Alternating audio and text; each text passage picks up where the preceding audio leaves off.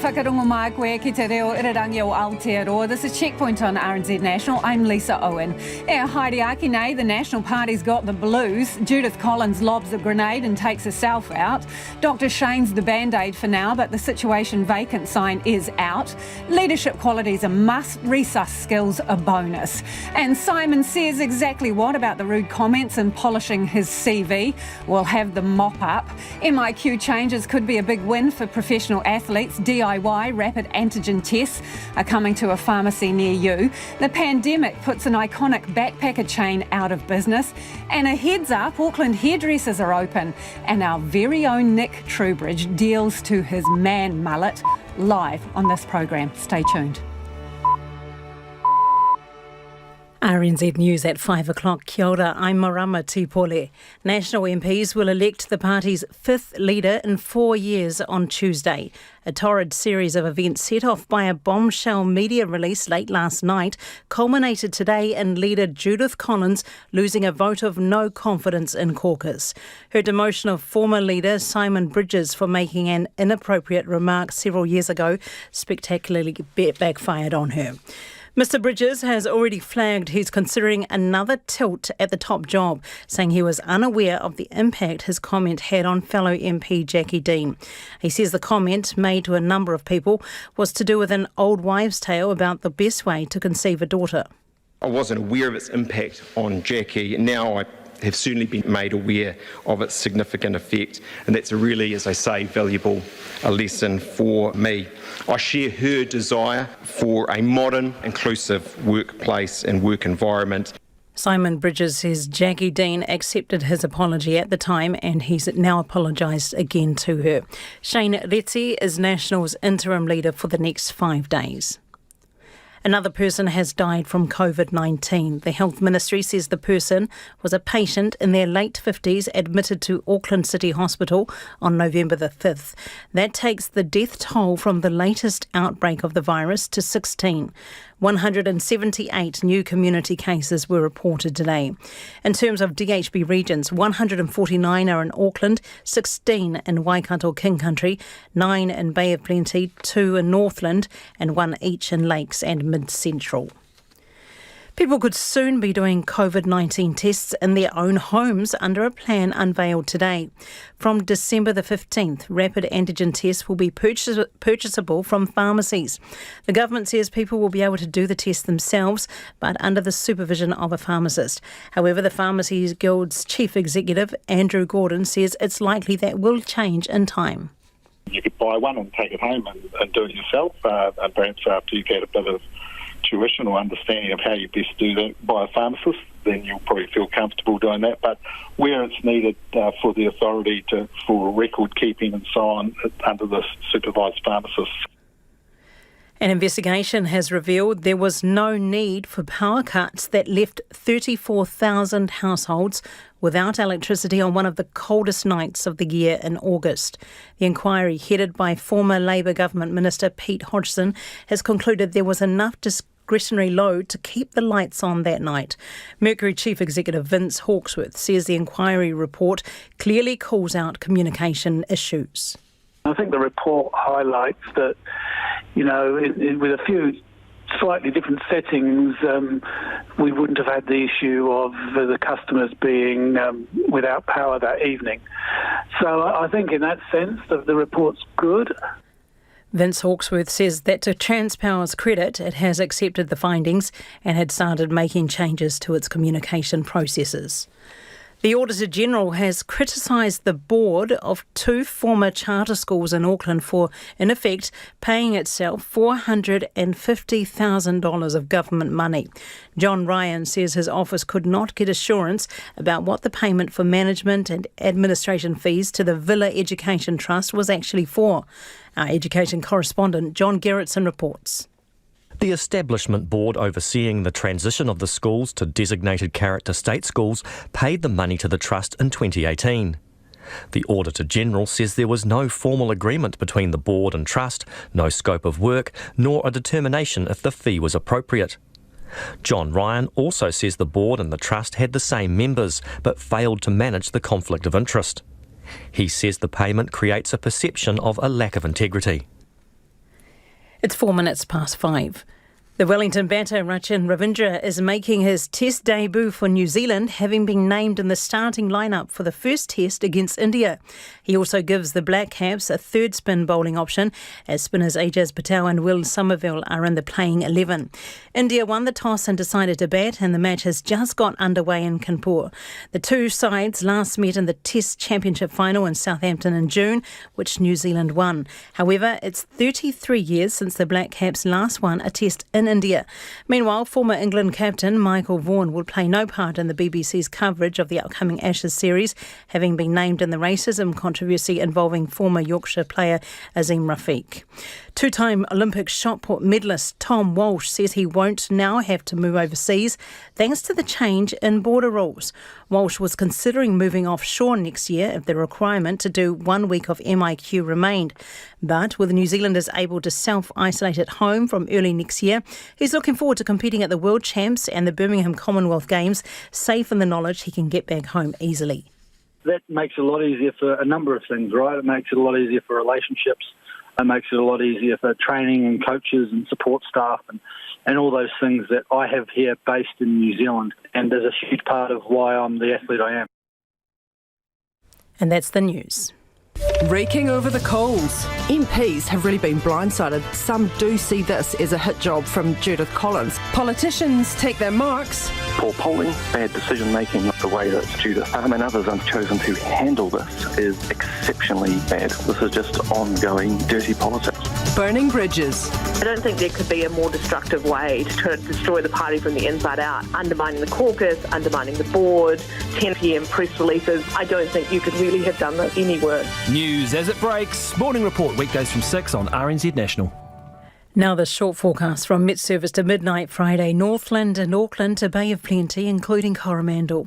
Cloudy with isolated showers, some showers possibly heavy in Northland. Waikato, Waitomo and central high country. Long, fine spells, but isolated showers this evening. Taranaki to Wellington, fine but cloud increasing this evening. Isolated showers tomorrow north of Kapiti Island. Gisborne to Wairarapa, also Nelson and Marlborough, fine with high cloud at times. Canterbury through to Southland, partly cloudy. Isolated showers in Southland and Clutha tonight and coastal Otago tomorrow morning. Rain spreading north over Southland tomorrow morning, reaching South Canterbury tomorrow evening with heavy falls possible. Bulla to Fiordland, cloud and showers spreading over Fiordland and Westland today, then Bulla tonight, turning to rain from the south tonight and tomorrow with heavy falls in Fiordland and Westland, and for the Chatham Islands, partly cloudy. It's 7 minutes past 5. Thanks, Marama. Tēnā koutou katoa, no mai haere mai ki checkpointi tēnei rā. National's leadership revolving door has spat out yet another customer. Judith Collins has been ousted as National's leader following a shambolic day for the party. The vote of no confidence came after Ms Collins demoted former leader Simon Bridges late last night, when she says she became aware of the seriousness of old accusations of misconduct. Shane Reti is the interim leader before the caucus selects a replacement next Tuesday. Here's our political reporter Katie Scotcher with a wrap-up of today's events. A late-night political bombshell in the form of a media release.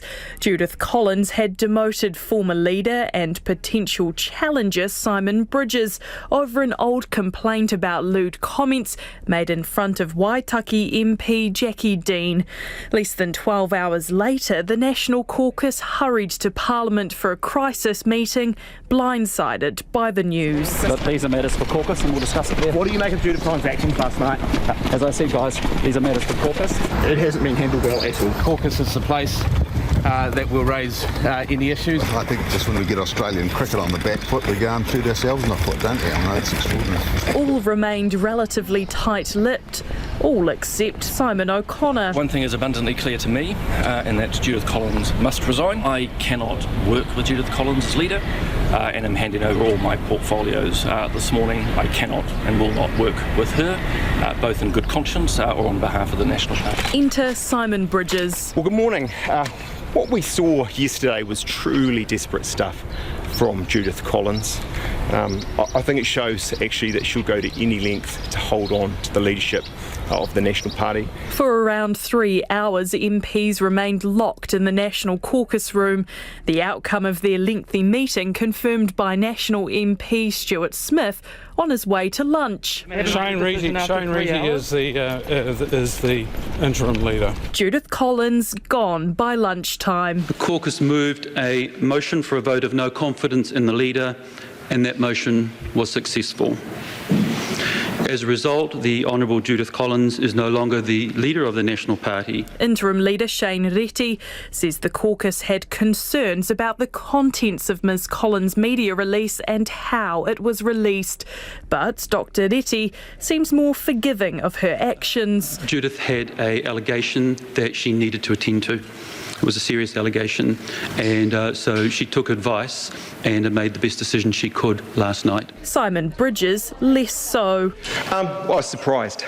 There had been a very brief, very poor process from Judith Collins where I had not been informed of what the actual matter was. Mr Bridges says he regrets the comments he made during a function at Premier House some 5 years ago. It's understood his remarks were about sexual techniques. At lunchtime, I was out talking with a number of members of Parliament, and at some point, Jackie Dean joined that. We discussed our wives, our children. I can remember talking about the fact I have 2 boys and I wanted a girl. And I engaged in some old wives' tales about that and how to have a girl. His comments were brought to the attention of Bill English, who was Deputy Prime Minister at the time. He made clear that Jackie Dean was offended, deeply offended by what had been said. I was unaware of that, but very regretful, and apologised for that and learned a valuable lesson at that time. I then went and apologised fulsomely to Jackie Dean, and she accepted that apology. In a statement, Jackie Dean says while Mr Bridges' comments weren't about her, they were not something she had wanted to hear, and they had recently played on her mind. She says Mr Bridges has reiterated his apology today, adding the publicity surrounding this had been upsetting. In a social media post, Judith Collins says she knew demoting Simon Bridges would likely lead to her downfall. So, does she regret it? Never. Do you stand by? Absolutely.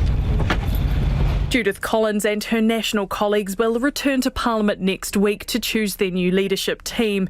That's set to happen on Tuesday. While no one is yet to formally throw their hat in the ring, Simon Bridges says he'll consider doing so over the next day. What a difference 24 hours can make. And our political editor Jane Patterson joins us now from our Parliament studio. Hi Jane, why no leader now? Why are they waiting until next week? Lisa, this has all happened so quickly. I think everybody would want a bit more time to make such an important decision. As Katie's just said, this is less than 24 hours ago that this media release came out, prompting this whole process. So I think Shane Reti as deputy has stepped into that vacancy. He'll be interim leader until Tuesday, but it really gives MPs a chance for tempers to cool, for emotions to cool, because everyone went in there in pretty high dudgeon today. They were pretty shocked and didn't have a lot of time for it really to sink in. So it gives them time to think about the leadership potential combinations, and of course a bit of horse trading as potential contenders will put themselves out there, and then they will start to contact MPs and start to garner that support. So not a long time to do that, but long enough for that kind of thing to happen, and I think we're probably a more considered leadership vote to take place on the Tuesday. So Jane, they're flying without a deputy at the moment, are they? Just Shane Reti at the top? Yeah, okay. They are. That seems to be the situation, yes. So who are the actual contenders here, and why would they want it? No one at the moment, formally, although watching Simon Bridges explain what happened with Jackie Dean and explain his position. It was very hard to get away from the thought that, or the impression that he was priming for a leadership contest. He started talking about how he'd grown as a person, he'd changed, he'd learned from his mistakes, and then he would not rule it out. He said that he would consider it over the coming days. So I would absolutely consider him a possible contender, although, from yesterday to today, he now has these accusations that throw a shadow over any candidacy, and whether that makes any MPs think twice or not, we'll have to see. The other one, Chris Luxon, former Air New Zealand boss. Now, the impression or the thinking around him is that it's probably a little bit too soon after the election for him to take the leadership. However, as we've seen, these things change and move, and he may now consider that the time is right, but he hasn't given any public indication of whether he will contest that leadership. Mark Mitchell is another MP that's been sort of loosely involved or loosely in some of the leadership mixes, but he's really struggled to get the votes when it comes down to it. And of course you have Shane Reti as well, deputy to Judith Collins as interim leader. Again, he didn't rule out a leadership bid, but his focus at the moment is just getting MPs through the weekend through to Tuesday to that vote. And this whole wrecking ball got moving because Judith Collins moved last night to demote Simon Bridges, right? So what are the motivations here? This is a complaint that was made some 5 years ago, and we understand from some of the parties involved that Simon Bridges apologised at the request of Bill English. Was it not dealt with? Why has it come back? That's right. And Simon Bridges felt that it had been dealt with at that point. He said that he realised his mistake. He went and apologised to Jackie Dean and felt that that was the end of it. Now, in statements today and in the brief comments that they've made, Jackie Dean said that she had received and accepted the apology, although the events over the last few years, and particularly the Debbie Francis review, had kind of thrown things back up, potentially that, made her uncomfortable, and it had caused her ongoing distress, as Judith Collins had said. Judith Collins said her only motivation was to stand up for a fellow Women Caucus member who should be able to go about their job without having comments like that. However, the rest of her caucus did not take that as the prime motivation. Their immediate reaction last night was that she was trying to take out Simon Bridges. That was the first thing that they jumped to. And actually Judith Collins said, look, she realised, this was in a tweet after the caucus meeting, she realised that by going after Simon Bridges in this way or backing the allegations from Jackie Dean, she was risking the leadership. But she said if she hadn't done it, she wouldn't have felt worthy of being leader. But as I said, there was quite a different reaction from the caucus. We didn't hear really anyone talk about her motives today aligning with what she was saying. They very much saw it as her acting out of malice, and I think the result in the caucus has reflected that and reflected their attitudes today. Thanks, Jane. That is Jane Patterson, our political editor, joining us from Parliament. Homai o whakaaro, we would love your feedback. Nō reira anei na kaupapa mo te hōtaka nei. Who's your pick for the next leader of the National Party and why?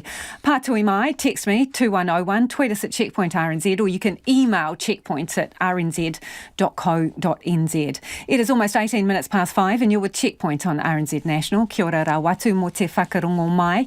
Thanks for listening. E haere aki nei. Coming up, for a bit of light relief, reporter Nick Trubridge's man mullet is for the chop, live on the programme. An icon of New Zealand's backpackers market is closing its doors due to the financial hardship caused by the pandemic. YHA will permanently shut its 11 hostels from December the 15th. Timothy Brown has more.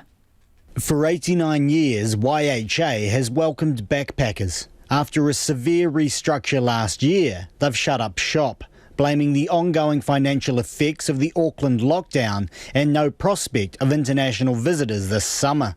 In a statement, General Manager Simon Cartwright said it was the ending no one wanted.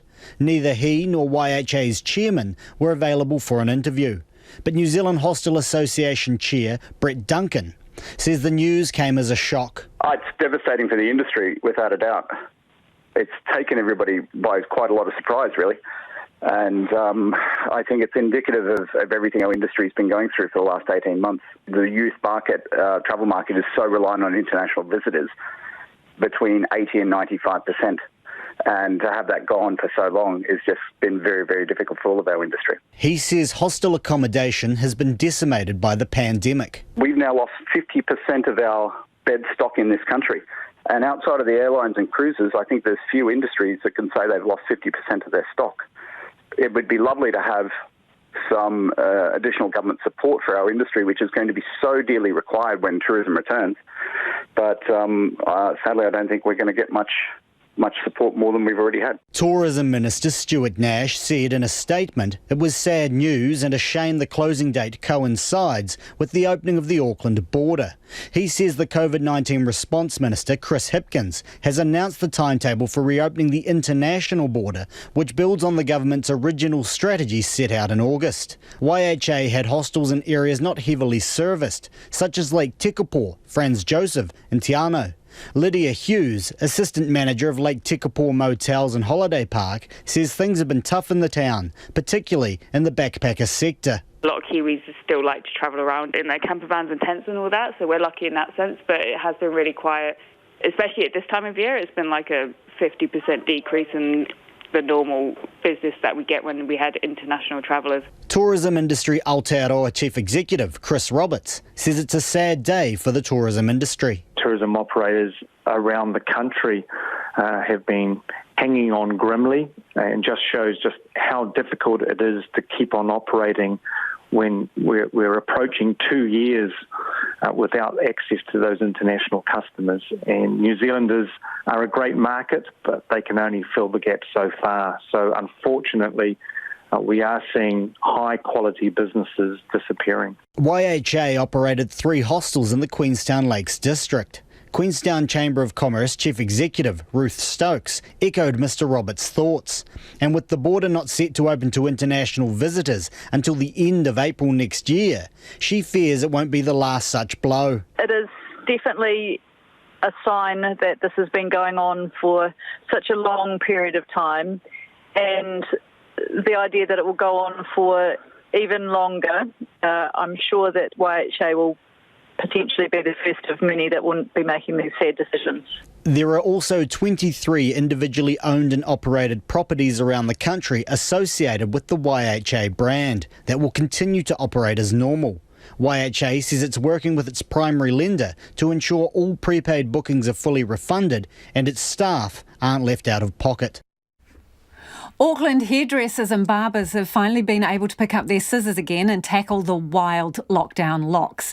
They're among the first businesses in the country to trial the new COVID-19 vaccination passes before they come into force next Friday. And with 1.6 million people having to go without for 3 months, it's been a busy day of stress testing the system. Reporter Louise Tanuth and camera operator Marika Habazi went to check out the long overdue trims. Sound Auckland's been missing for more than 3 months. Now hairdressers and barbers across the motu have the big job of tidying up the big mops, cleaning up the DIY jobs, returning people to their respectable best. At Gentry Cuts in Commercial Bay, it's already been a busy morning, and Quinn is patiently waiting for his turn. Oh, it's going to be bloody great. Been a nice change to get my hair cut again. Getting the usual skin fade and then sorting out the mess that's on top at the moment.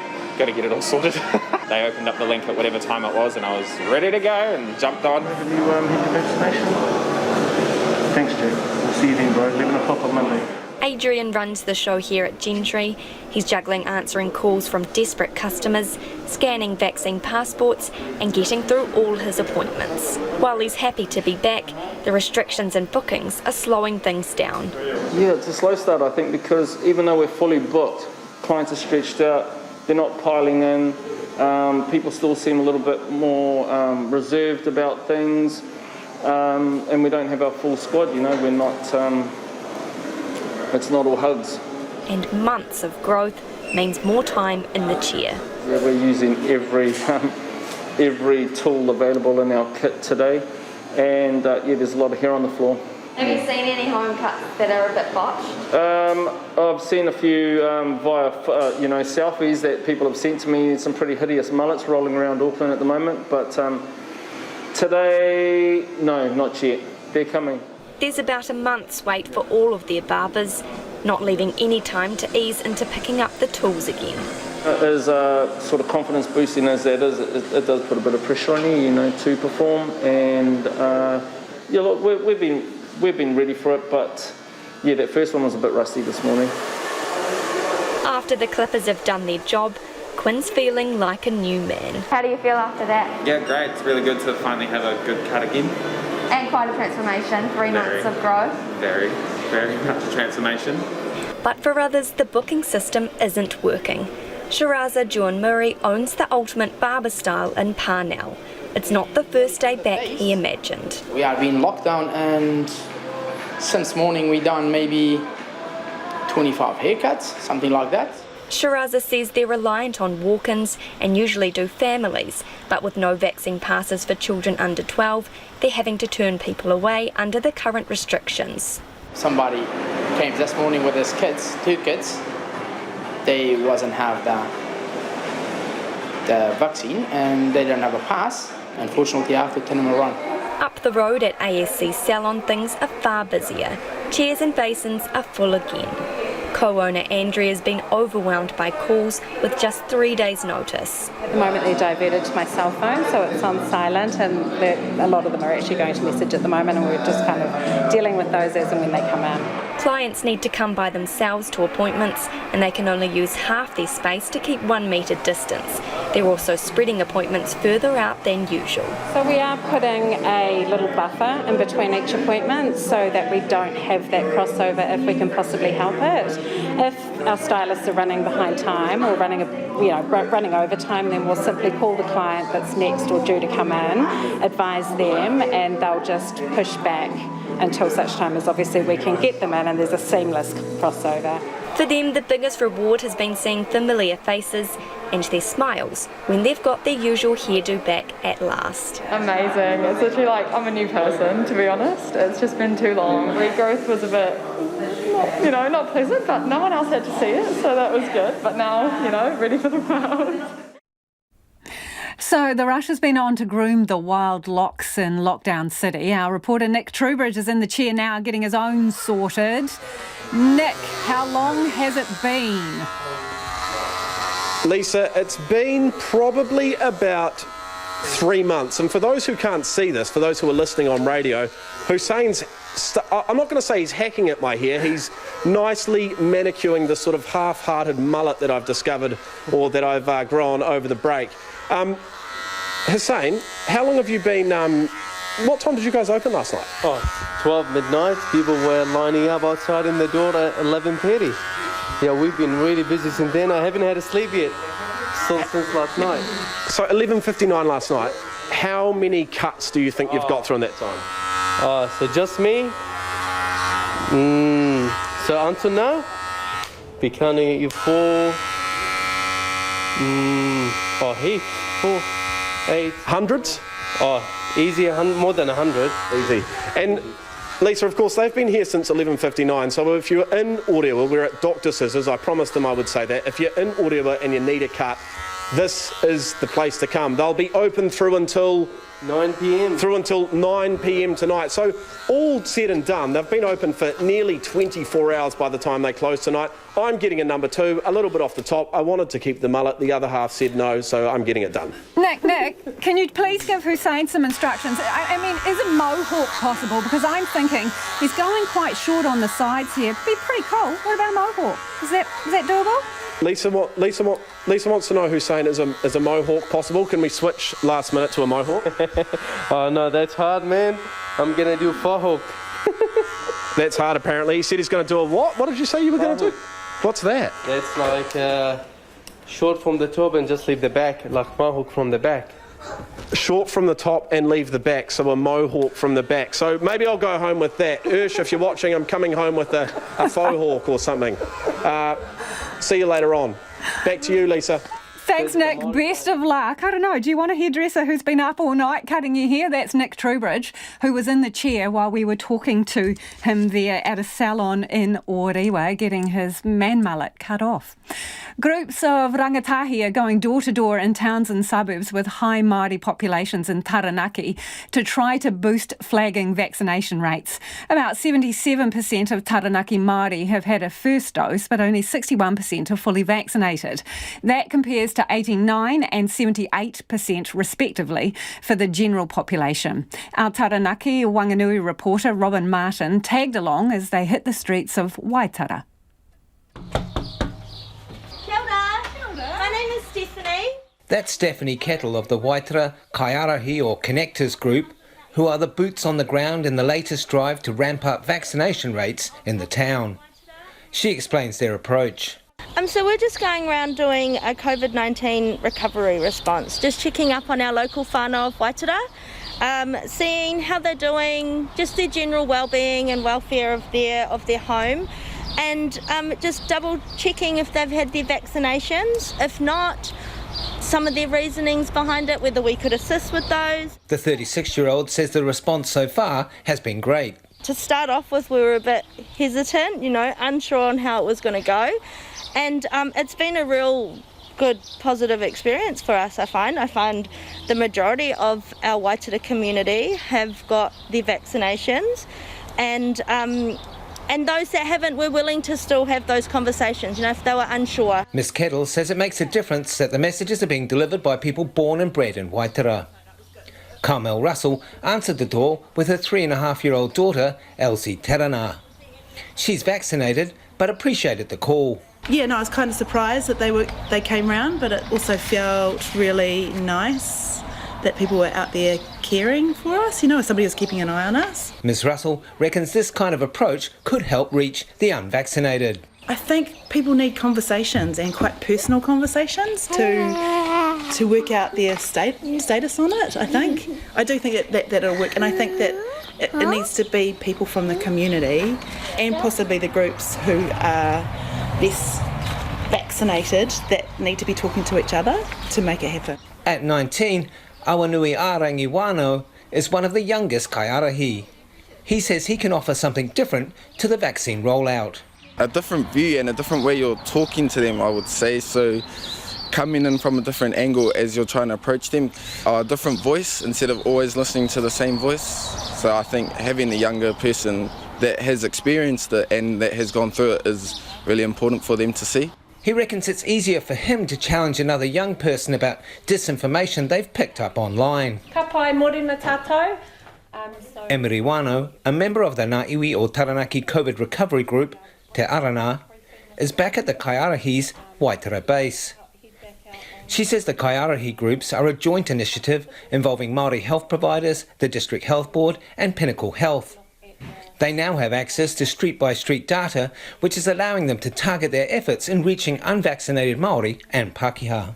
That focuses on not so much those that are not interested. We're not even going there now. We're focused on those that are interested but haven't made that final shift. So that for us, with the data that we've been collecting, that's about 15-16%. So that's still a really good percentage of people here in Waitara. Kaiarahi groups are also operating in Opanaki and Okato and will soon start up in the New Plymouth suburbs of Spotswood and Marfell.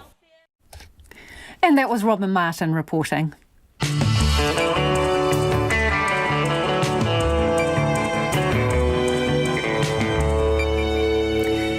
E te iwi e haere nei e checkpoint. Which national MPs are dusting off their CVs for the leader's role and who should seek excellence elsewhere? And an irreplaceable collection of bonsai trees stolen from an Auckland property will speak to the police. Homai o whakaaro, we'd love your feedback on anything you've heard on the programme tonight. Text us on 2101, tweet us at Checkpoint RNZ, or you can send us an email. The address is checkpoint@rnz.co.nz. It is time for the headlines now. Ane Amarama, mena pita pita kōrero. Thank you, Lisa. The National Party have spent the day in turmoil, with MPs passing a vote of no confidence to oust leader Judith Collins. Her decision to demote former leader Simon Bridges last night for making an inappropriate remark heard by a female MP several years ago spectacularly backfired on her. Shane Reti has stepped into the role on an interim basis, with the MPs to vote on the new leader next week. Ms Collins says she has no regrets in her decision to banish Mr Bridges to the backbenchers. Meanwhile, Mr Bridges says he'll take the weekend to consider whether to run again for leader. But if he does, he will work to ensure comments like the ones he made aren't repeated in the party. He says the comment made to a number of people was to do with an old wives' tale about the best way to conceive a daughter. Mr Bridges says the impact of the comment on Jackie Dean had taught him a valuable lesson. He says he apologised at the time and has apologised again to Ms Dean, both of which she accepted. The Pharmacy Guild says it's likely that rapid antigen tests will eventually need to be done under the supervision of a pharmacist. The tests will be available for purchase from December the 15th from pharmacies. The government says the tests initially need to be supervised by a pharmacist. But the Pharmacy Guild's Andrew Gordon says the tests are designed to be used at home, and after a couple of tests under supervision, it's likely people will be able to do them themselves if allowed. And the board of 2 former Auckland charter schools has been criticised for paying $450,000 of taxpayer money to the school's owners. The Auditor-General says the board and trust it paid for management services in 2018 had the same members, essentially paying themselves, but failed to manage the conflict of interest. John Ryan also says he expects more from a public organisation spending public money. Those are the headlines. Our next news update is at 6. Nā mihi, no mai hoki mai. This is Checkpoint. Ko Lisa Owen tēnei. Ko taku hoa e nei, ko Nona Peltier, who's here to talk business news. And the Reserve Bank says Westpac New Zealand isn't meeting its compliance obligations. Nona, what are they up to? Yeah, so the Reserve Bank commissioned an independent report to look into how Westpac was doing after a few incidences where they noticed that Westpac hadn't quite met their obligations. So this report looked at a number of things, how the bank was complying with banking rules, and it found some shortcomings in the risk management policies and procedures. Okay, so the Reserve Bank is expecting the bank to get on with that. The report said that the bank's independent directors didn't have sufficient expertise in banking, risk management, and banking technology, and also didn't challenge executives. So I guess with this in hand, the Reserve Bank is going to be looking for some improvements from the board of Westpac, but it's also letting the rest of the banks, big banks, know that they're also going to be looking at closer at how they're doing. It's not going to be just Westpac. And Nona, Fisher & Paykel Healthcare, first half result has beaten expectations. What are the numbers there? Yeah, so the analysts were expecting something around 200 million. But what the net profit for Fisher & Paykel, it was 222. And for people who might not know, Fisher & Paykel has done very well over the past couple of years, specifically because they sell acute respiratory equipment into hospitals and also for home care. And that's been in very high demand with the COVID pandemic. So they aren't in a position to provide guidance. And that's one of the reasons why the analysts went wrong, because in the last couple of months of the 6 months ending September, there had been a couple of surges, and that's in the number of cases in the United States and, of course, also in Europe. And that made all the difference. So the company isn't providing any guidance, but they're saying that the second half for certain is going to see an increase in the number of consumables. That's the pieces like the masks and the hoses and so forth that fit onto this hardware because, of course, they can't be reused. And so there's big demand for their products. The company's doing really well. So well, in fact, it's planning to spend $700 million over the next 5 years to expand its manufacturing base in Auckland and also in Mexico. And it's going to look further afield to North America, Europe, and Asia over some time. Nona, take us for a spin around the market numbers. Well, okay, so the market really liked Fisher & Paykel's result, and it finished up nearly 5%. That's pretty good when you consider the overall index only rose about 0.25%. Or by 28 points to 12,795. And that's in line with some of the weakness we've seen in Asia. I guess we could call it a bit of a wobble. And that's mostly because the U.S. dollar is really strong. Markets are expecting the U.S. is going to move on interest rates ahead of other big countries such as Japan and, of course, the Eurozone. And so that saw our dollar drop a little bit. Well, it was steady today, but it dropped overnight. 68.7 US cents, 95.4 Australian, and 51.5 pence. Thanks, Nona. Ka kite, Nona Peltier with Business News. Former National MP and Minister Dr Jonathan Coleman knows what it's like to take a tilt at the leadership. He threw his hat into the ring in 2016 after John Key announced he was resigning. Back then, guess who he was up against? Yes, Bill English, who eventually got the job, but also Judith Collins. In case you've been having a duvet day, Collins was rolled as leader following a vote of no confidence by her MPs. Things came to a head when, out of the blue, she demoted Simon Bridges, stripping him of his portfolios for an inappropriate comment he made in front of another National Party MP about 5 years ago. Jonathan Coleman joins us now to break down today's twists and turns. Jonathan, this one's a tough one to describe, especially in words that you're able to use on the radio, but please give it a crack for us. How would you describe it? Look, it's been a real cluster, hasn't it, Lisa? I mean, quite diabolical. I mean, I think people thought we were through this endless cycle of chaos and, once again, unfortunately, the party hasn't failed to surprise just when you thought, it couldn't get any worse. I think people are just dumbfounded, frankly, with last night's development and what's played out. I mean, it did feel like Judith's leadership was coming towards the end, but, it suddenly disappeared in this sort of kamikaze attack, which has ended up taking herself out, unfortunately. Yeah, how do you think she did conduct herself and what's her motivation? Well, look, I think, unfortunately, and let's preface this by saying, look, Judith actually took the leadership at a very difficult time. She has had a very good career as a politician and has done some really good things for the party. But it had become this sort of paranoid type leadership whereby, all the opponents were gradually being taken out. I mean, Todd Muller was excised from the caucus. Nick Smith was, frightened into leaving, basically, and now she decided to try and take Simon Bridges out. So, look, I don't think it's been good, but I don't think that should overshadow what's been, a long political career where she has made, an excellent contribution. Obviously, she's been a polarising figure, but look, for the party, this has not been a good 24 hours because what happens in these situations is that people who would want to vote for National think, look, I can't give my vote to these people. They don't deserve it. They're not focused on my priorities. I probably just won't turn up to the polls or I'll give my vote to someone else. And that's a big problem for the party.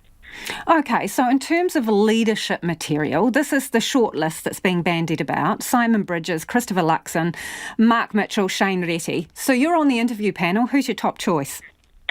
Look, I'm not going to get into top choices. I think they all have strengths, and obviously someone there is going to be the leader. But do you think the leader is in that list of four?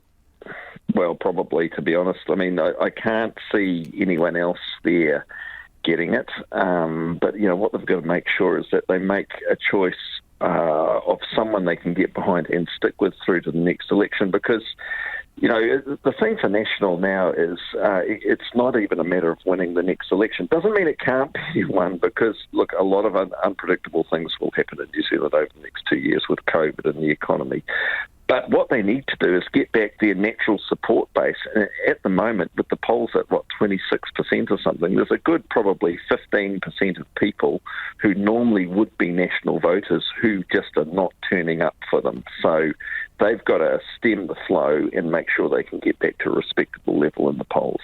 So if the leader is a loser next election night, do they stay on for the next round? Look, way too early to say anything like that. If it's an experienced politician like Simon Bridges, if he were to get the leadership, I think this would be his last go. If it was someone like Christopher Luxon, given the circumstances that the party's in, I think the party would be a lot more tolerant and would say, hey, look, this guy's taken on a very tough time, depending on how he were to, perform in a campaign, but he might get a second go. So, look, a rookie might get a second go, an experienced one. I think that could be the end of it. But, look, what they've got to do is really bring in some good talent at the next election. We need some fresh faces. We need faces that reflect... OK, well, you say fresh faces, Jonathan. I just want to touch on Simon Bridges here. You would have watched his... can we call it a mea culpa, his stand-up today. Yeah. Can you really recycle him? Well, look, that's for the party to decide, but they've got the people in caucus that they've got, so this is the choice of people they have. Look, historically, it has happened politically in other places like John Howard, went on to be a very, successful Australian Prime Minister. Look, it's possible. Let's see what happens. But, it's not without risks, obviously. He's already been tried. Yes, he will be more experienced. He knows what the job's about. But is the public, prepared to listen to him anymore? And that's what the caucus has to weigh up. Jonathan, it's going to be a pretty awkward Christmas party, isn't it? Look, I don't think they'll be having one. I think that the one upside of COVID is they probably don't have to have one this year. Appreciate your time. That is Dr. Jonathan Coleman, former MP and Minister in the National Government there. It is 17 minutes to 6. I'm Lisa Owen and you're with Checkpoint on RNZ National. Northland DHB's boss has squashed rumours started by anti-vaxxers, falsely claiming he's critically unwell after a COVID booster shot. Dr. Nick Chamberlain says the rumours managed to travel across New Zealand and even make it to Australia, but it's absolutely untrue and dangerous. Misinformation is proving to be a major barrier in boosting Northland's lagging vaccination rates. Dr. Chamberlain told our reporter, Anita Blake-Person, this is just the latest trick being tried. So the rumour is that I've had a severe heart attack or heart condition, and I'm in critical care following third dose of COVID-19 vaccination. So I've heard the rumour a number of times now, been contacted by a number of people. The first time was from my staff on Monday morning, almost in tears, concerned that I was extremely unwell. And they'd heard it from somebody in Australia who was linked to the anti-vax community. And I'd heard also that the rumour was reasonably widespread, so felt I needed to put an end to it. Because this is obviously really growing legs, that's travelled far and wide, but you're making it abundantly clear that you're well and there is absolutely nothing linking anything with a vaccine? That's right. So firstly, I haven't had a third dose yet. I intend to get one as soon as they're available. I've had 2 doses of COVID-19 vaccine and didn't even have a sore arm, so rather curious that I've been used in this way. I guess these things happen and initially seem to be harmless, but then realised that it might influence other people who are trying to make the right decision and trying to use the best information they can. And unfortunately, what really concerns me is the impact that whether it's social media or these rumours and various meetings, etc., against COVID-19 vaccination have on those who are currently hesitant and trying to make those right decisions. This is one example of the misinformation, but what else are you seeing out there which is influencing people's decisions? Oh, well, I think we're all seeing that, whether it's in Northland or elsewhere. What worries me about Northland is the impact, because we've always had a large number of people against vaccination. That's fine, that's their own decision. They're wrong, but they are allowed to have their own views and but when they try and influence other people and use various tactics, this is just one of them, probably one of the more underhand I've heard of, but nothing surprises me. That's when it concerns me. Northland has very vulnerable communities, people trying to make the right decision, trying to get the right information, and still we have a large number who are hesitant and trickling in to the hundreds of vaccination opportunities that we're providing out in the community. So we are seeing a gradual improvement in that, and I just don't want anything to stop the right decisions being made. People can contact trusted sources, whether it's family, whānau members. They can talk with health professionals, GPs are all funded to provide free consultations to just discuss the vaccine. Māori health providers, iwi. The number of times I've received letters from people with the same stock standard questions that I assume are really there just to tie up my time in trying to answer them, when all of those answers are available, on multiple websites. My concern is this message is just another of the tactics to undermine what is going to be the most important health intervention that we've ever embarked on, and actually an incredibly effective and safe vaccine. An irreplaceable collection of bonsai trees have been stolen from an Auckland property. Police say 45 trees were taken from a garden in Mount Albert last Sunday and into Monday. Auckland West Police District Acting Detective Sergeant Thomas Malcolm joins us now. Detective, wow, how low is this? It's pretty low. It's an appalling crime. Tell us about...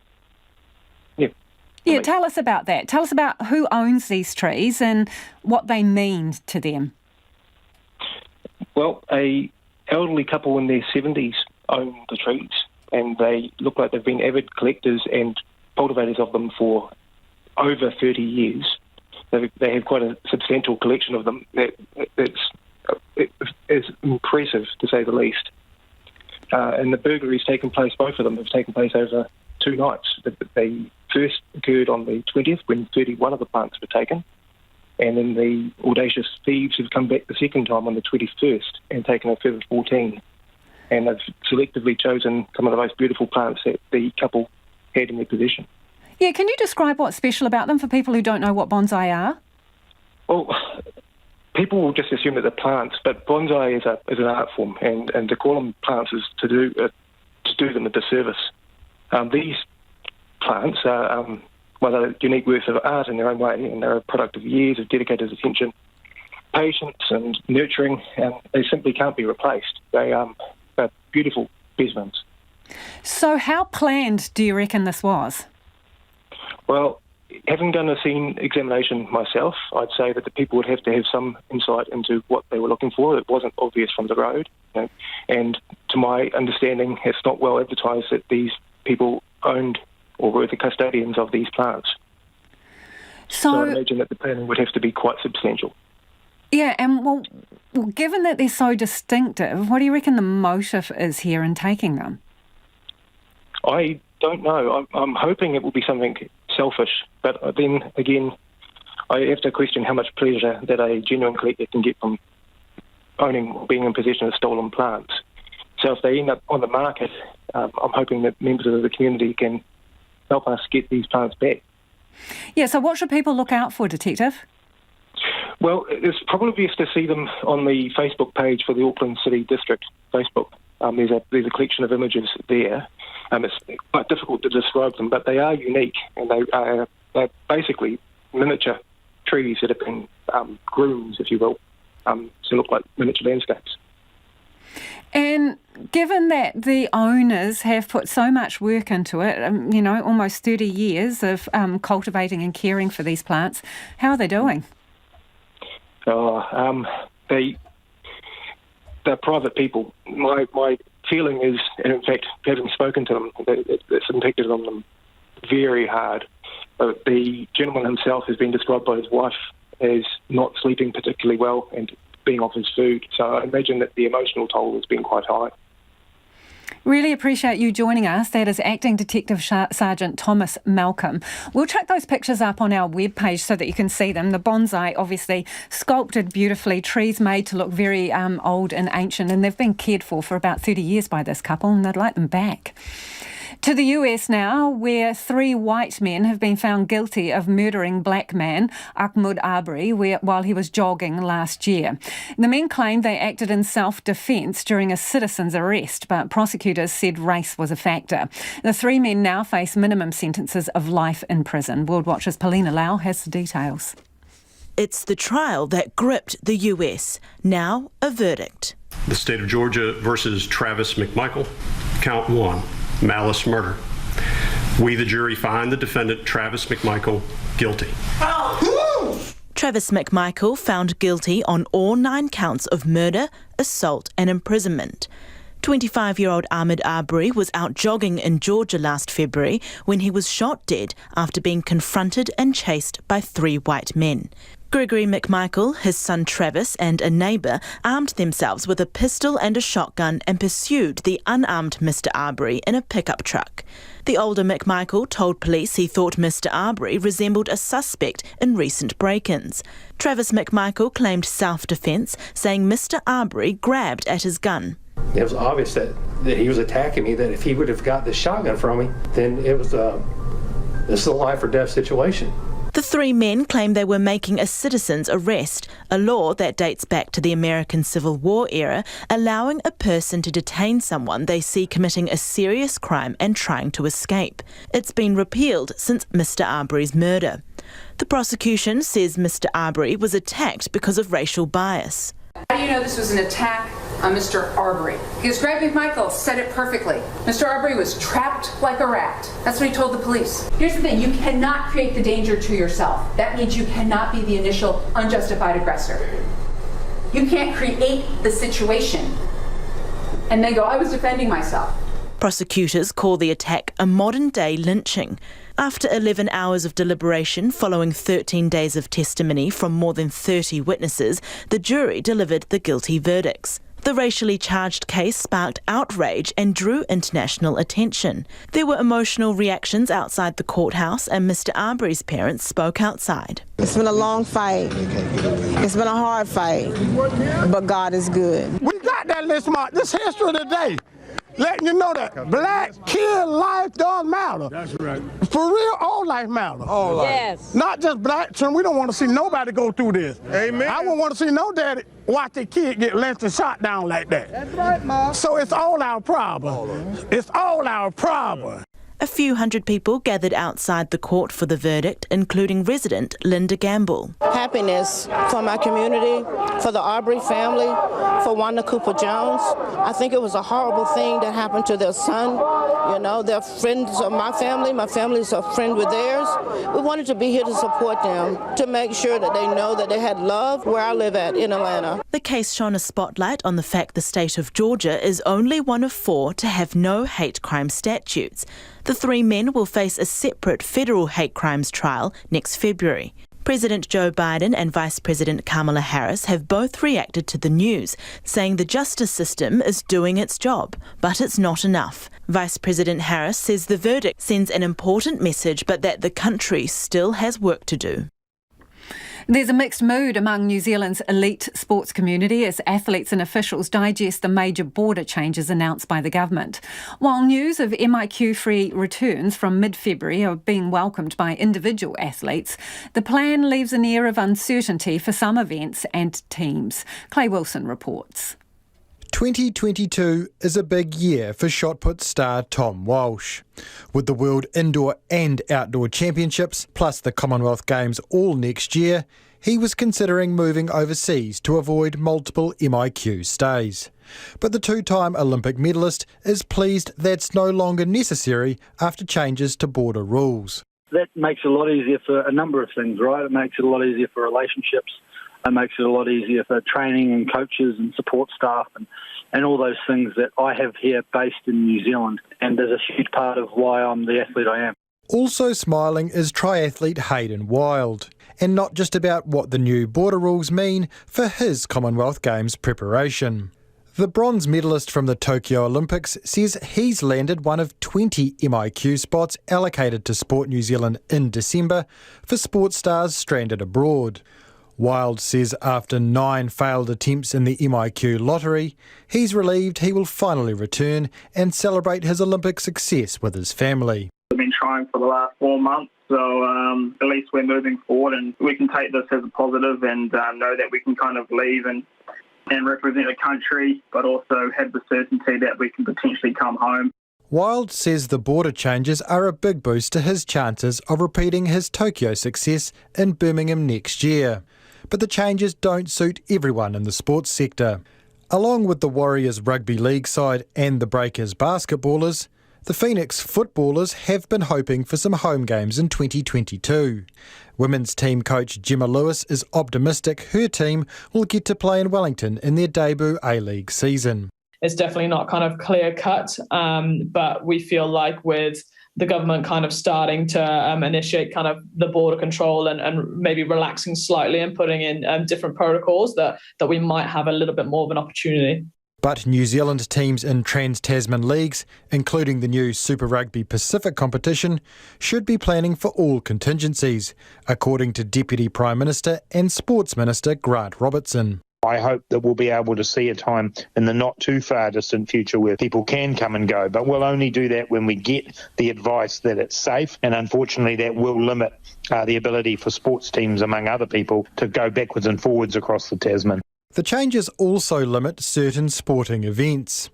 Tournament director for golf's New Zealand Open, Michael Glading, says yesterday's news was a shattering blow. We'd all heard that the MIQ system was going to change in the first quarter of the next year. So we purposely pushed our tournament back to the back end of March to give us as much chance as possible. To now find that date is the end of April is a bit deflating. Glading says an event featuring only New Zealand golfers or even cancellation now appear the only two options. Thankfully for Tom Walsh, Plan A is now back on the table, although he does have some questions. It's not exactly the clearest. So I guess the thing that I can take out of it, that it probably will be 7 days at home, which is definitely a lot better than 14 days in a hotel or 7 days in a hotel. Not a solution for everyone, but a step in the right direction for most in New Zealand's elite sports community. And some of your feedback now before the news on the National Party. Tash Dixon says Simon Bridges is my vote. I'm a community home support worker. Kevin says it's good that JC is gone. The best thing for the party now would be for Jackie Dean to go as well. To bring up issues dealt with 5 years ago by the party is muck-raking by both Collins and Dean. National needs to move on. Nick says Dr. Shane Reti is his choice with his medical background. He understands that COVID-19 is a global pandemic. This appears to be beyond the rest of Nationals caucus. They are more interested in nitpicking politics. Kevin also voting for Shane Reti for the leadership. Māori, intelligent, eloquent and a man of integrity, prepared to roll up his sleeves. A true gentleman. Go Shane, says Kevin. Bridges should go, said Josie B. He's always held himself up as a pillar of the community. Crude, objectionable comments and not what I expect from a pillar. And Alan reckons Shane Reti's the top choice too. Smart, Māori and politically untarnished. RNZ News at 6 o'clock. Kia ora, I'm Marama Tipole. National's interim leader says there's incredible talent in the caucus and voters can remain confident in the party. Judith Collins was ousted as leader today in a caucus vote following her decision to demote Simon Bridges because of an inappropriate comment he made about 5 years ago. Her former deputy, Shane Reti, has temporarily stepped into the role. This is not our best day, but as I said, we will raise our eyes to the sky and get on with the work that we're tasked to do. Nationals caucus will meet on Tuesday to choose a new leadership team. Simon Bridges has already flagged he's considering another tilt at the top job, saying he regrets his past comment but has since grown. RNZ's deputy political editor says Christopher Luxon and Mark Mitchell are other possible contenders. The government has revealed more details about support for people with COVID who are isolating at home. Health Minister Andrew Little says they'll be contacted by a healthcare provider within 24 hours of testing positive. Cases will have a designated point of contact, most likely from a local provider, who'll be responsible for looking out for their health and well-being. That arrangement will include making a plan for checking in regularly while the person is sick, and there will be ongoing clinical monitoring. Regional welfare teams will also be set up to ensure people isolating at home get the help they need. People in Bay of Plenty infected with COVID-19 are being given caravans and motorhomes to help them self-isolate. In the past 10 days, 53 cases have emerged in the region. Phil Shomek, who's the region's medical officer of health, says temporary mobile accommodation, such as camper vans, has been offered to some whānau. In a small number of instances, what we've done in order to help in such situations is to find a motorhome, basically, to provide an extra room, essentially, for the period of their isolation. Phil Shumack says the temporary accommodation can be used as long as it's needed. The Tourism Minister has described the loss of the Youth Hostel Association's hostels as sad news. The association will permanently close its 11 hostels from December the 15th. It says the extended Auckland lockdown, coupled with the prospect of no international visitors this summer, has made its financial position unsustainable. Stuart Nash says it's a tough day for all those involved in the hostels. He says it's a shame the closing date coincides with the opening of the Auckland border, when increased domestic travel by vaccinated people is anticipated over Christmas and summer. Protesters have again disrupted construction of the National Erebus Memorial after occupying the proposed site in an Auckland park since February.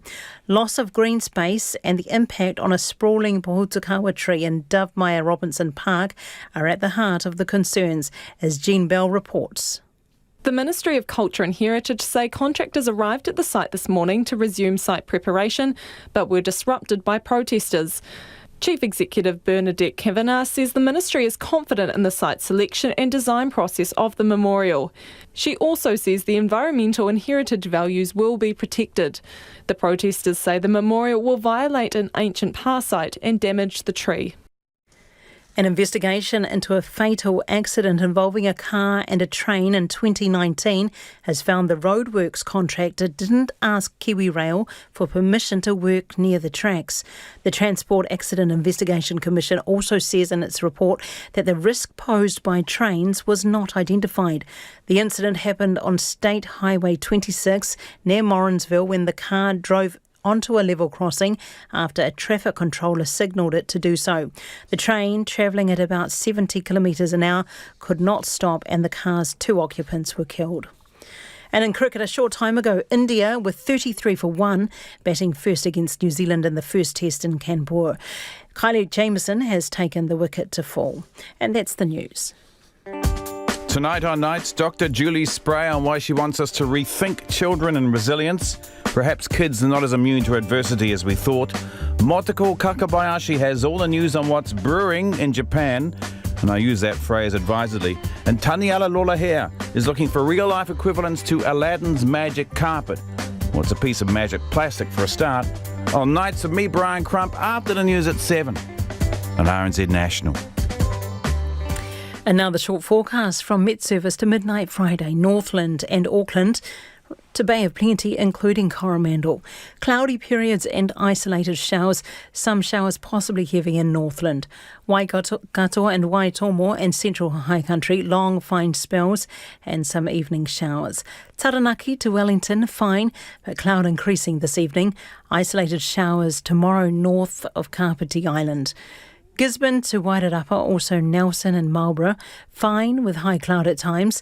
For Canterbury to Southland, partly cloudy, isolated showers in Southland and Clutha tonight and coastal Otago tomorrow morning.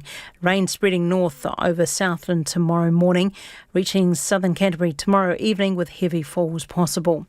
Bulla to Fiordland, cloud and showers spreading over Fiordland and Westland, then Bulla tonight, turning to rain from the south tonight and tomorrow with heavy falls in Fiordland and Westland. And for Rekohu, the Chatham Islands, partly cloudy. It's coming up to 6 minutes past 6. Nā mihi marama, no mai hoki mai. This is Checkpoint, ko Lisa Owen tēnei. Judith Collins says she's pleased to be just the MP for Papakura again and has vowed to stay on and stand again in 2023. But will voters want her after a torrid 24 hours and an ugly leadership spill? Leah Tebbit reports. Constituents in Judith Collins' South Auckland electorate are in disbelief after today's National Party leadership crisis. I thought she was determined to stay, you know, by the way she was talking, but that is a surprise. We need another John Key, someone with guts. She hasn't got a great personality with the public, and she has not really gelled with the New Zealand public. Judith Collins' sudden demotion of Simon Bridges last night triggered a major backlash within the party, a motion of no confidence and a taxi ride out of Parliament's gates. No longer leader, back to just Judith Collins, MP for Papakura. Emerging through the trail of destruction, her loyal deputy, Dr. Shane Reti, brought in to cover the huge wounds in the party until a new leader is anointed next week. There were some kind words for the local MP on the streets of Papakura, keen to see her back around the traps. Yeah, that's disappointing. I was always very proud to have someone, your local MP, as the opposition leader and possible potential Prime Minister. But a lot of respect for Judith. Like everyone, she hasn't always got it right. But for me personally, she's certainly helped our family out when we had some trouble with healthcare. It's not an easy gig, it's tough being a member of Parliament. I think you're damned if you do and you're damned if you don't. I actually never see her around, and I don't think that she does much for the town at all. But I also don't know what an MP is supposed to do for a town other than represent them in Parliament. But I like to see someone who's around a bit more and who's helped bring a town like this up, who's seen tough times. And I've rarely seen her contribute to bringing this town up. Further south, in Simon Bridges' stomping ground of Tauranga, some were wondering where it all went wrong. I mean, I don't want to see him go. I mean, it's beside the point whether who I would vote for or anything. But I think she's made a huge mistake. The National Party are just a lost soul, aren't they? That they haven't got a decent leader. And we sure do need some opposition to oppose everything else that's happening. Others are just glad to see the back of Judith Collins. I was quite happy to see her go in, but not now, not the way she's carrying on. If she come in to run the country, then that's what she should be doing against the opposition, and that's not what she's doing at all. So, I mean, I've just had enough. It's a load of rubbish. Judith's become just like Bridges was anyway. Like, she's just making these, criticising government moves but not offering any alternative. They should all go. I imagine they're all sitting there going, well, I remember that in 2001 you did this, and if you tell me that, you tell people I did this, it's like kids. You wouldn't put up with it from your children. I just think they're all just as a muchness of terribleness. It doesn't sit right with me, the fact that 5 years later, out of the blue, she can demote him, strip him of his roles. As to whether one should go, I don't really like Simon, but wrong decision, so I suppose, Judith should go. Whangarei is now suddenly home to National's caretaker leader. Northlanders today happy to see Dr Reti in the hot seat, even if temporarily. Unfortunately, Judith was just a little bit 5 years ago. That was a little bit over the top. I think he was a good interim choice. Whether he'll be the long-term choice, that's up to them. I just think what Judith Collins did was a last-ditch effort to try and remove somebody that was a threat to her, and it was crazy. She's been the most divisive person in the country since I don't know when, so I've got no time for her. Anything's better than Judith Collins. He's all right, I suppose. But I don't think he couldn't come up against Jacinda and Chris and Grant and all of those people, really. I think being a doctor, he's used to calming people down. So I think that's going to help. As for who takes the job on permanently, caucus will get back together on Tuesday to mull it over and decide who's going to pick them up and lead them back from the political wilderness. DIY COVID tests are coming to a shelf near you. Anyone will be able to buy a rapid antigen test from a pharmacy from mid-December, and businesses will have access to them from next week. The tests deliver a result in about 15 minutes, but are less accurate than the PCR test used for most COVID testing now. The move is part of the government's shift in how it deals with the virus while it's everywhere in the community. Health correspondent Rowan Quinn reports. 29 businesses have already been using rapid antigen testing as part of a trial, among them Mainfreight. Chief Executive Don Braid is a fan. It's gone very well, and it's provided our people with a level of comfort. They've been relatively easy to use, and we've gone through probably 600 to 700 odd tests, I think, over the last couple of weeks. Now all businesses will have access to them. They'll be allowed to buy them direct from importers. Mr Braid says it can be a game changer in terms of staying operating and having an extra reassurance that workmates are safe, and the tests are easy to use. You take the swab and roll it around the inside of your nasal passages. It's shallow nasal, so enough to make your eyes water or you want to sneeze. For the type of test Mainfreight's using, the sample's then put into a solution and onto a pregnancy test style stick. Wait 15 minutes and it'll give you a red line if it's negative, and it'll give you 2 lines if it's positive. And anyone who wants to do one themselves will be able to get one in a pharmacy from December the 15th. There aren't many details yet, but the government says it will have to be done under the supervision of pharmacy staff. The Pharmacy Guild's Chief Executive, Andrew Gordon, understands eventually there'll be more flex. You could buy one and take it home and do it yourself, and perhaps after you get a bit of intuition or understanding of how you best do that by a pharmacist, then you'll probably feel comfortable doing that. But where it's needed for the authority for record keeping and so on, under the supervised pharmacist. People will need to pay for those tests, but Associate Health Minister Aisha Verrall wouldn't be drawn on how much that would likely be. Mainfreight says it paid between $10 and $12. However, people using them for public health reasons won't need to pay, like for testing in aged care or other vulnerable areas. A rapid antigen test will be provided to community providers, such as Māori and Pacific providers, to be able to respond, for example, to an outbreak in a particular community or an isolated setting. But all that extra testing means a lot more laboratory work. Ms Verrall says that will involve a massive scale-up from a processing capacity of roughly 16,000 tests a day to 60,000. So what we're building in is the laboratory infrastructure and also making sure that we're building up the workforce to do that. So that's how we'll make it sustainable. The rapid antigen tests are less accurate and are mainly for surveillance testing, that's finding hidden cases. Ms Verrall stresses anyone who has symptoms will still need a PCR test from a testing centre, and any positive rapid test will need to be confirmed with a PCR. New Zealand's not the only place that's seen some political turmoil today. In Sweden, the country's first ever female Prime Minister lasted just one day. She resigned hours after being appointed because her coalition partner quit the government and the budget failed to pass. Meanwhile, in Germany, a new government has formed, signalling the end of the Chancellor Angela Merkel era. The ABC's Steve Carnane has more. Grüne und FDP haben sich in den Verhandlungen auf einen gemeinsamen Koalitionsvertrag verständigt. It took around 300 negotiators and just on 2 months for the Social Democrats to strike a deal with its new coalition partners, the Greens and the Free Democrats. And the Chancellor-in-waiting, Olaf Scholz, is already making a point of difference from his predecessor, Angela Merkel, over climate change policy. Ms Merkel set a target of 2038 to phase out coal. The new coalition wants to bring that forward to 2030. They also have a plan to have 15 million electric cars on German roads by the end of the decade. With ambition and perseverance, we will make our country a pioneer in climate protection. With the consistent and speedy expansion of renewable energies, with an acceleration of planning law, we will support industry in switching to climate-neutral production. Cutting-edge technology made in Germany will continue to exist in the future. The Greens leader, Annalena Baerbock, is expected to be appointed Germany's first female foreign minister and has signalled a tougher stance on Russia.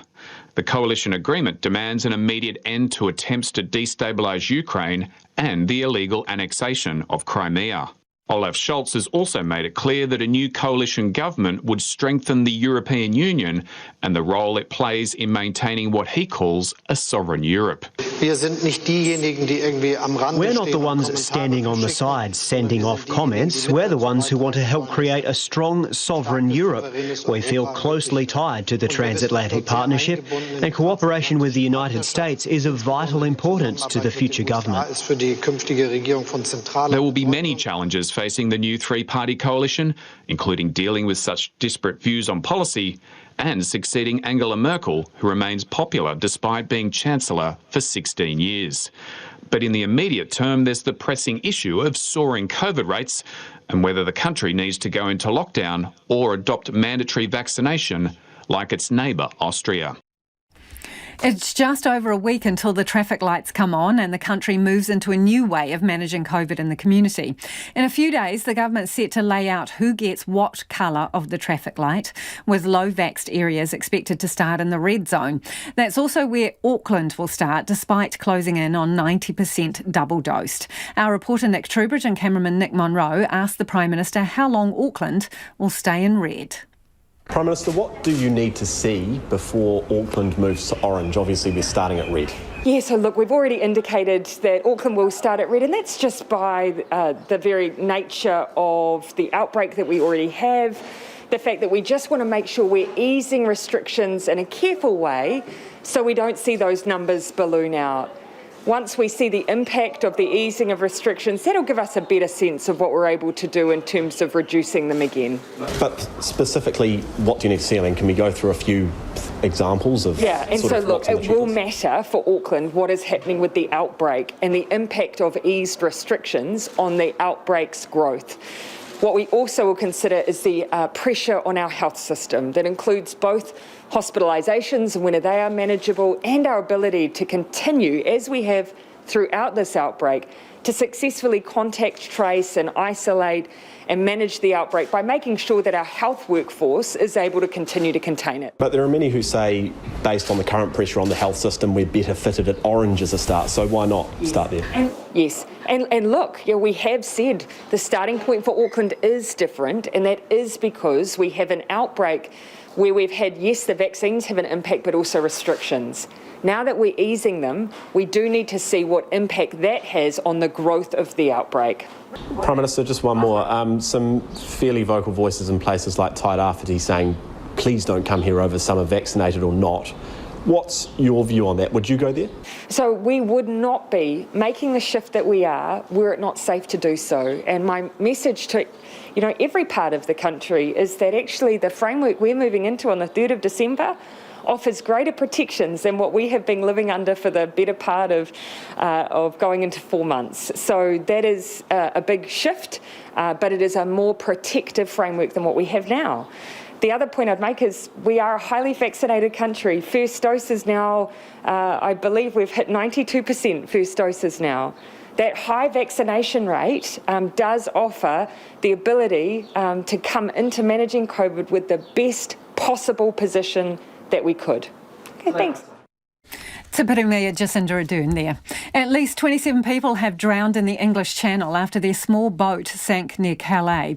The International Organisation for Migration says it's the biggest single loss of life in the Channel since it began collecting data in 2014. 5 women and 1 girl are among the dead. The BBC's Lucy Williamson reports from Calais. This is a tragedy that began with hope. Where are you going now? Go UK. Go UK. The water, nothing to be afraid of yet. Several boats set off from this coast at first light this morning. This one reached British shores without disaster. But a flimsy boat, dozens of desperate people. The warning signs have always been there. And today, one of these boats never arrived. Calais and the Ile-de-France region, northern France, has been suffering for more than 20 years, as you have said. Our 2 great countries should work together as friends to fight against these smugglers. A local fisherman spotted the passengers floating motionless in the water. Helicopters and boats were scrambled to the scene for a rescue operation, but many had already drowned. This disaster underscores how dangerous it is to cross the Channel in this way. And it also shows how vital it is that we now step up our efforts to break the business model of the gangsters who are sending people to sea in this way. The rescue and recovery operation has been going on here into the night, but there are very few details so far about who the victims are or why their boat sank. And there are questions already being raised in the local media here about whether it was simply bad weather, high waves, or whether it might have been hit by something like a container ship. No confirmed details as yet. But people here in this Calais migrant camp are so determined to reach the UK that no one we met tonight said they'd change their plans. Ode tried crossing yesterday, but gave up because the waves were too high. France's coastline has never been as simple to secure as the Eurotunnel or the Calais port. Smugglers have made the most of that. The poor migrants who have been coming from their country, who have spent months and months to come to here, and who are dying there so close to their dream. With such bad weather, with such a rough sea, they are murderers. Many more migrants arrived in the UK today. Good publicity for the people smuggling rings. But it often takes many attempts. And those who have capsized before have told me what it's like waiting in the water for help to arrive. One thought in their minds as the minutes tick by. What if it doesn't get here in time? Female footballers in Afghanistan were advised to burn their gear and go into hiding when the Taliban took over 3 months ago. The national women's team was successfully evacuated on a flight to Australia, but the girls' squad didn't make it out. So a complex and costly rescue mission was devised, codenamed Operation Soccer Balls, to get them asylum in Portugal. The BBC's Caroline Hawley met the team. We can go to the airport. It's hard because we can't by the mountains. Sadaf, who's 16, filmed herself during one of her terrifying attempts to flee Afghanistan. She and her teammates had walked through the mountains to try to get to the airport, only to come face to face with the men they were trying to escape. It's in the morning, but when we got there, we faced with the Taliban. In all, they made 10 unsuccessful attempts before they finally made it to Portugal, their new home. In many ways, they're a bunch of ordinary-looking teenage girls, gossiping, giggling, looking at their phones. But they've all got extraordinary stories. Some have lost friends and family to the Taliban. All defied Afghanistan's conservative social norms to play the sport they love. The girls are now about to start a training session. They're putting on their football boots. They're wearing red shirts that say Afghanistan in Portuguese. It's a hero's welcome when she arrives for their coach. Farkunda Muhtaj is a professional Afghan player who was living in Canada when the Taliban captured Kabul. From afar, she helped engineer their rescue, together with a former CIA agent, US officials and many others. This mission has probably been the most difficult thing that any of us have done, and the girls had seen almost everything that you can possibly witness. They were in safe houses, and their mental state was deteriorating. I would hop on Zoom with them, run a yoga session. We would do some assignments, what you aspire to be when you leave Afghanistan, and just dream. It took courage for girls to play football even before the Taliban took over. Some kept it secret from their families. They're on the pitch now and they're practicing their passes. They've got vests on saying girl power and sport welcomes refugees. What does football mean for you? It makes me feel powerful, and I want to show them that, okay, women can do everything. When I play football, I feel free. It's a personal freedom. You girls are really strong. You've gone through so much to get here. Yeah, we experience literally everything. Sadaf's now showing me the only thing she brought with her from Kabul. So this is my jacket and my suit and my shirt that belongs to my national team uniform. The national team was advised to burn their kit when the Taliban took over for their safety and to delete pictures of them playing. But for Sadaf, it was too important. It's a symbol of national team for me and the symbol of the hardship that I passed in Afghanistan. The girls want to stay together as a team, but they're now being rehoused in different parts of Portugal. I'm now on a train heading north out of Lisbon to meet one of the girls who's been resettled in a provincial town. Football is everything for me, everything. 16-year-old Omul Banin's practicing her keepy-uppies. She started playing with her uncle when she was little, but coming here has meant separating the family because they couldn't all get out. Her mother's still in Afghanistan with her little sister. She's missing them and the rest of the team. It was our dream that we can play together or we be together again, but it's not possible. Maybe in the future? Yeah, maybe in the future, maybe, but it's not 100% that we can play together in one team. Strong kick. You have a strong kick, Omul. Yeah. Whoa. Americans have been hitting the road ahead of tomorrow's Thanksgiving holiday. People can't wait to connect with family after the pandemic muted last year's celebrations. Travel organisation AAA says more than 53 million people will be on the move this weekend, an increase of 13% from last year. But COVID cases and hospitalisations are rising in the US. CNN's Stephanie Elam has more. I think we only realized belatedly that this was going to be the busiest travel day of the year. It's the first Thanksgiving since COVID shots started going into arms. Well, it's good to get away. Let's put it this way. It's good to finally feel kind of normal again. And Americans are traveling near pre-pandemic levels.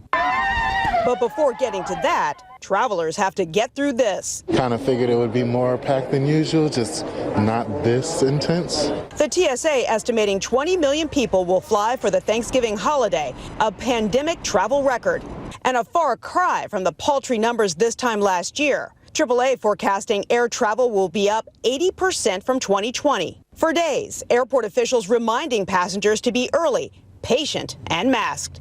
Washington's Reagan National Airport tweeting, just an airport standing in front of its passengers, asking them to arrive 2 hours early. But some Americans are skipping the airport altogether, opting to hit the road. I didn't want to spend too much time with security lines, and I thought it would be faster to drive than to fly, and it'd just probably be safer. I don't have to deal with the crowds. AAA predicting more than 48 million people will be driving for the holiday. An 8% increase from last year. For Thanksgiving, we're probably just going to go on a date, just hopefully the traffic is not bad by Thanksgiving, because if it is, I'm going to probably cry. And while drivers won't be fighting TSA lines, they will be dealing with record high gas prices. The average price for regular gas is $3.40, according to government data, the highest price for the Monday before Thanksgiving in nearly a decade. You just got to pay it, I suppose. There's nothing you can really do about it. But no matter the traffic, crowds, and cost, millions of Americans say they are just thankful they can once again gather with loved ones. I'm ready, despite the risk, to pick up the aspects of my life. This Thanksgiving Eve, I'm thrilled to be going to Connecticut to spend the holiday with my son, and it's just very special.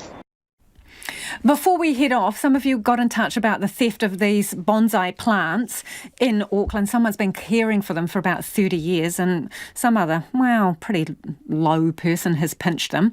This listener says bonsai aren't just art either. They are part of these people's souls and hearts. They are living things. So sad. They will be hurting. Another listener says gutting to hear of those bonsai trees being stolen. They're very valuable, live for hundreds of years, but only if cared for properly. Care is very specialised, and I hope they are safely returned. That is like vandalising a garden. If you know anything about that, do get in touch with the police. Hey, last word on the National Party, please don't recycle. Leopards don't change their spots. Simon Bridges would ensure that I vote for ACT, that person says. Most of you supporting Shane Reti for the job. Tune in, Ko Te Kaupapa Tuatahi o Pōpō, tomorrow from 5 a.m. First up, looks at Auckland's soaring house market, how homes are being snapped up, sight unseen, and why there's such a huge demand for sections to build terraced housing. Kia pai tōpō. RNZ News headlines at 6:30. Simon Bridges, Christopher Luxon and Mark Mitchell are shaping as possible contenders for National's leadership election next week following today's ousting of Judith Collins. The government is beefing up support options for people isolating at home with COVID-19, and health officials confirmed 178 new community cases today. The Ministry of Culture and Heritage says it's keen to push ahead with the National Erebus Memorial at an Auckland park despite continuing protests. Those are the headlines. Our next news and weather is at 7.